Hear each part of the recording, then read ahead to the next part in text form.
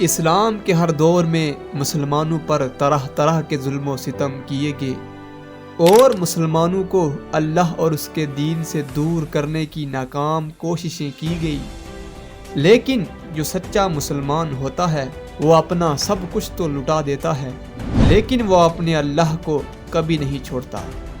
اس انسان کا سب کچھ حقیقی مالک اللہ ہوتا ہے۔ یہی وجہ ہے کہ اللہ تعالیٰ اپنے بندے سے 70 مؤذ سے زیادہ پیار کرتا ہے۔ ایسا ہی ایک واقعہ فرعون کی بیوی کا بھی ہے۔ کیا آپ جانتے ہیں فرعون کی بیوی کون تھی؟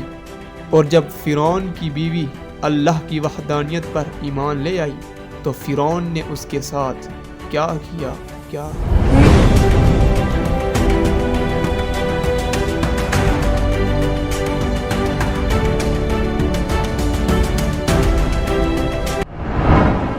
فرعون کی بیوی جن کا نام حضرت آسیہ رضی اللہ تعالی عنہا تھا،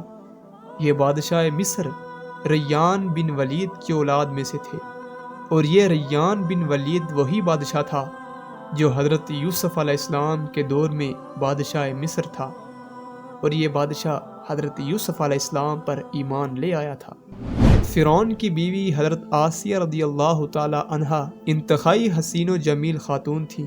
کیونکہ یہ خاتون بادشاہ کی اولاد میں سے تھی، اس وجہ سے اس کے پاس مال و دولت کی کوئی کمی نہیں تھی۔ یہ پاک دامن خاتون فرعون کو ناپسند کیا کرتی تھی، کیونکہ فرعون اس وقت مصر کا بادشاہ تھا۔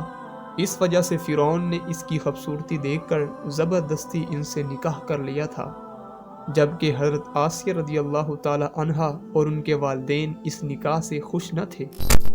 لیکن اس وقت حالات کی وجہ سے انہوں نے حضرت آسیہ کا نکاح فرعون سے کر دیا تھا۔ فرعون اپنی دولت اور طاقت کی وجہ سے حد سے زیادہ مغرور ہو چکا تھا۔ اس طرح اس بدبخت کافر نے ہزاروں بنی اسرائیل کے لوگوں کو اپنا غلام بنا کے رکھا تھا اور ان پر طرح طرح کے ظلم کیا کرتا تھا، کیونکہ اس بدبخت نے خدائی کا دعویٰ کر رکھا تھا۔ اسی وجہ سے وہ تمام انسانوں کو اپنا غلام تصور کیا کرتا تھا اور ان معصوم لوگوں کے ساتھ جانوروں جیسا سلوک کیا کرتا تھا۔ چنانچہ وقت یوں ہی تیزی سے چلتا رہا، سال مہینوں میں اور مہینے ہفتوں میں اور ہفتے دن میں تبدیل ہو کر گزرتے چلے گئے، اور پھر وہ وقت بھی آ گیا کہ اللہ تبارک و تعالیٰ کے پیارے نبی حضرت موسیٰ علیہ السلام اور حضرت ہارون علیہ السلام اس دنیا میں تشریف لائے، اور مصر کی سرزمین لا الہ الا اللہ کی صداؤں سے گونج اٹھی۔ اللہ تبارک و تعالیٰ نے حضرت موسیٰ علیہ السلام کو اور حضرت ہارون علیہ السلام کو فرعون کی طرف دعوت حق دینے کے لیے مبعوث فرمایا تھا۔ اللہ تبارک و تعالیٰ کے ان پیغمبروں نے بنی اسرائیل کے لوگوں کو اللہ کی وحدانیت کی طرف بلایا۔ حضرت موسیٰ علیہ السلام نے فرعون کو طرح طرح کے معجزات دکھائے، لیکن اس کے باوجود بھی یہ لوگ کفر اور شرک میں اڑے رہے۔ یہ لوگ اللہ تبارک و تعالیٰ کی وحدانیت کا مسلسل انکار کرتے رہے۔ اس کے باوجود بھی حضرت موسیٰ علیہ السلام فرعون کو اور بنی اسرائیل کے بدبخت لوگوں کو دعوت حق دیتے رہے۔ جب فرعون حضرت موسیٰ علیہ السلام کی اس تبلیغ سے تنگ آ گیا تو فرعون نے خیال کیا کہ کیوں نہ موسیٰ علیہ السلام کو لوگوں کے سامنے جھوٹا ثابت کیا جائے۔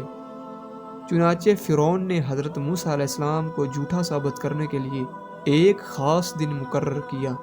جس دن مصر کے اندر بہت بڑا میلہ لگتا تھا اور جس میلے کے اندر کثیر تعداد میں لوگ جمع ہوتے تھے۔ چنانچہ فرعون نے مصر کے بڑے بڑے جادوگروں کو بلایا اور حضرت موسیٰ علیہ السلام کو جھوٹا ثابت کرنے کا کہا۔ چنانچہ اس عظیم معرکے کا آغاز ہوا اور جادوگروں نے فرعون کی عزت کی قسم کھا کر اپنی جادو کی لاٹھیاں اور رسیاں پھینکنا شروع کر دی، اور وہ لاٹھیاں اور رسیاں ایک دم سے سانپ بن گئی۔ ان سانپوں کو دیکھ کر پورے مجمع کے اندر خوف آ گیا اور تمام لوگ ڈر کر ادھر ادھر بھاگنے لگے۔ ادھر فرعون اور اس کے جادوگر اس منظر کو دیکھ کر تاڑیاں بجانے لگے اور خوش ہونے لگے، اور ادھر اللہ تبارک و تعالیٰ نے اپنے پیارے نبی حضرت موسیٰ علیہ السلام کو اپنا عصا مبارک پھینکنے کا حکم دیا، اور اس وقت حضرت موسیٰ علیہ السلام نے اللہ کے حکم کی تعمیل کرتے ہوئے اپنے عصا مبارک کو ان سانپوں کے ہجوم میں ڈال دیا۔ چنانچہ دیکھتے ہی دیکھتے حضرت موسیٰ علیہ السلام کا وہ عصا ایک ہیبت ناک اور خوفناک اژدہا بن کر نمودار ہوا، جس نے جادوگروں کے تمام چھوٹے چھوٹے سانپوں کو نگل دیا۔ حق اور باطل کا یہ عظیم و شان معجزہ دیکھ کر جادوگروں کے دلوں میں ایمان کا نور جاگ اٹھا، اور تمام کے تمام جادوگر اللہ تبارک و تعالیٰ کے سامنے جھک گئے اور اللہ تبارک و تعالیٰ کی ذات پر ایمان لے آئے۔ چنانچہ جب حضرت موسیٰ علیہ السلام کے اس واقعے کی خبر حضرت آسیہ رضی اللہ تعالیٰ عنہا کو پہنچی تو اس وقت حضرت آسیہ رضی اللہ تعالیٰ عنہا کے دل میں بھی فوراً حق کا نور چمک اٹھا، اور اس طرح حضرت آسیہ رضی اللہ تعالیٰ عنہا اللہ تبارک و تعالیٰ کی وحدانیت پر ایمان لے آئی۔ لیکن ان کا ایمان لانا اتنا آسان نہ تھا، کیونکہ وہ خدائی کا دعویٰ کرنے والے فرعون کی بیوی تھی، اور حضرت آسیہ رضی اللہ تعالیٰ عنہا کے دل میں یہ بھی ڈر تھا کہ فرعون کو اگر میرے ایمان کا پتہ چل گیا تو وہ ظالم بادشاہ مجھ پر ظلم و ستم کے پہاڑ ڈائے گا اور اپنے ظلم کی تمام حدیں پار کر دے گا۔ لیکن اس کے باوجود بھی حضرت آسیہ نے اپنا سب کچھ اللہ تبارک و تعالیٰ کی ذات پر چھوڑ دیا اور اللہ تبارک و تعالیٰ کی وحدانیت پر ایمان لے آئی۔ ابتدا میں حضرت آسیہ رضی اللہ تعالیٰ عنہا نے اپنے ایمان کو کسی پر ظاہر نہ کیا۔ کچھ عرصہ یوں ہی گزرتا گیا، اور پھر ایک دن ایسا عجیب و غریب واقعہ پیش آیا، جس واقعے کے بعد حضرت آسیہ رضی اللہ تعالیٰ عنہا کے دل میں فرعون کے لیے مزید آگ بھڑک اٹھی، اور حضرت آسیہ رضی اللہ تعالیٰ عنہا فرعون سے مزید نفرت کرنے لگی، اور فرعون کے مسلمانوں پر کیے جانے والے ظلم و ستم حضرت آسیہ رضی اللہ تعالیٰ عنہا کے لیے ناقابل برداشت تھے۔ چنانچہ وہ عبرتناک واقعہ کچھ یوں پیش آیا کہ فرعون کی بیٹی کی ایک خادمہ تھی جو فرعون کی بیٹی کے سر میں کنگھی کیا کرتی تھی۔ ایک دن اس خادمہ کے ہاتھ سے کنگھی گر گئی تو اس خادمہ نے بسم اللہ پڑھ کر کنگھی کو اٹھا لیا۔ اس وقت فرعون کی بیٹی نے اس کلمات کو سن لیا اور فرعون کے پاس جا کر اس خادمہ کی شکایت کر دی کہ وہ خادمہ آپ کے علاوہ کسی اور کو خدا مانتی ہے اور آپ کے علاوہ کسی اور کی عبادت کرتی ہے۔ یہ بات سن کر فرعون غصے سے لال پیلا ہو گیا اور غضبناک ہو کر اس خادمہ کو اپنے دربار میں بلایا اور اس خادمہ کے ایمان لانے کی حقیقت دریافت کی کہ آخر کار وہ کس کو خدا مانتی ہے، اور فرعون اس سے کہنے لگا کیا تو میرے علاوہ کسی اور کو خدا مانتی ہے؟ اور اس وقت خادمہ نے ایک دم سے جواب دیا کہ ہاں، تیرا اور میرا رب ایک اللہ ہے، وہی وحدہ لا شریک ہے اور اس کے علاوہ اس کا کوئی شریک نہیں۔ چنانچہ خادمہ کی یہ بات سن کر فرعون اس پر اور غضبناک ہو گیا۔ فرعون نے اس خادمہ کو اور اس کے معصوم بچوں کو کھولتے ہوئے تیل میں ڈال دیا اور ان کو شہید کر دیا۔ یہ خوفناک منظر اس وقت فرعون کی بیوی بھی دیکھ رہی تھی۔ اسی دوران اللہ کی قدرت کی جلوہ گری بھی ہوئی، اور اللہ تبارک و تعالیٰ نے حضرت آسیہ رضی اللہ تعالیٰ عنہا کی آنکھوں سے غیب کے پردے اٹھا دیے تھے، اور فرعون کی بیوی نے یہ منظر دیکھا کہ فرشتے اس خادمہ کی روح کو لے کر آسمان کی طرف لے جا رہے ہیں۔ اس طرح فرشتوں کو دیکھنے کے بعد فرعون کی بیوی کا ایمان مزید مضبوط ہو گیا، اور وہ مزید اللہ تبارک و تعالیٰ کی وحدانیت کا یقین کرنے لگی۔ اس خوفناک منظر کو دیکھنے کے بعد فرعون کی بیوی سوچ میں پڑ گئی اور سوچنے لگی کہ میں مسلمان ہونے کے باوجود بھی مسلمانوں پر ہونے والے اس ظلم و ستم کو کس طرح برداشت کر سکتی ہوں۔ ابھی فرعون کی بیوی انہی خیالات کے اندر گم تھی کہ فرعون اپنی بیوی کے پاس آیا اور اس خادمہ پر کیے جانے والے ظلم کو اپنی بیوی کے سامنے پیش کرنے لگا۔ اس وقت فرعون کی بیوی نے اپنے دل کے اندر فرعون کے خلاف بغاوت کرنے کا فیصلہ کر لیا تھا۔ جب فرعون نے اپنی بیوی کو اس خادمہ کو شہید کرنے کی خبر دی تو فرعون کی بیوی نے فرعون سے کہا کہ اللہ تیری خرابی ہو کہ کس شے نے تجھ کو اللہ تبارک و تعالیٰ کے مقابلے میں اتنا بے باک کر دیا ہے۔ یہ بات سن کر فرعون ایک بار پھر سے بھڑک اٹھا اور اپنی بیوی سے کہنے لگا کہ تجھے بھی اس جنون نے آ لیا ہے کہ جس جنون کے اندر وہ خادمہ مبتلا تھی۔ چنانچہ اس کے جواب میں فرعون کی بیوی نے اس سے کہا کہ مجھے کوئی جنون نہیں آیا، میں تو بس اس خدا وحدہ لا شریک پر ایمان لا چکی ہوں جو میرا اور تیرا اور تمام جہان والوں کا رب ہے۔ اس طرح اس بہادر خاتون نے کھلم کھلا فرعون کے سامنے اپنے ایمان کا اقرار کیا۔ فرعون اپنی بیوی کی یہ بات سن کر حیران و پریشان رہ گیا، اور فرعون شروع میں بغیر کسی ظلم و ستم کے اپنے بیوی کو سمجھانے لگا۔ فرعون نے اپنی بیوی کو ایمان سے دور کرنے کے لیے ان کے والدین کو بھی بلایا اور ان کو دھمکیاں دینے لگا کہ اگر تمہاری بیٹی نے حضرت موسیٰ علیہ السلام کے خدا کا انکار نہ کیا تو ضرور یہ موت کا مزہ چکھے گی۔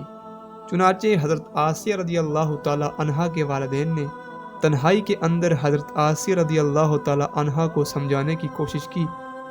لیکن حضرت آسیہ رضی اللہ تعالی عنہا کا ایمان مضبوط ہو چکا تھا۔ اسی وجہ سے انہوں نے ان کی بات ماننے سے انکار کر دیا، اور حضرت آسیہ رضی اللہ تعالی عنہا اپنے والدین سے کہنے لگی کہ میں اللہ تبارک و تعالی کی وحدانیت کا انکار نہیں کر سکتی، بے شک وہ سچا رب ہے۔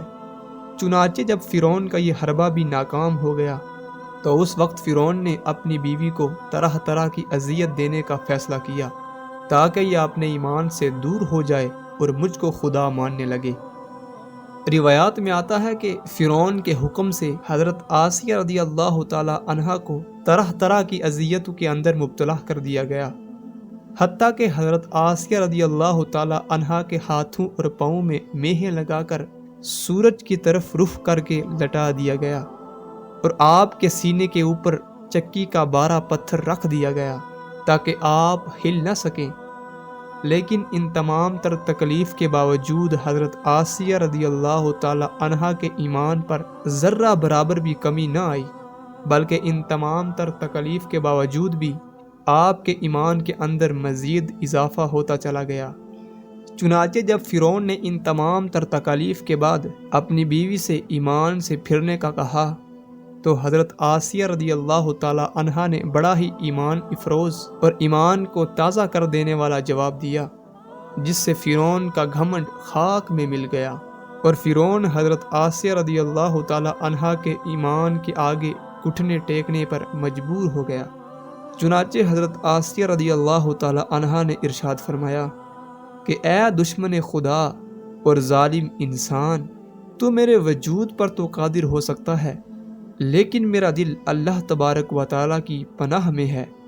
اگر تو میرے جسم کے ہر حصے کو کاٹ دے تب بھی میرا عشق اور ایمان اللہ تبارک و تعالیٰ کی بارگاہ میں بڑھتا چلا جائے گا۔ اسی دوران جب حضرت آسیہ رضی اللہ تعالی عنہا کے اوپر ظلم و ستم کے پہاڑ گرائے جا رہے تھے تو حضرت موسیٰ علیہ السلام وہاں سے گزرے،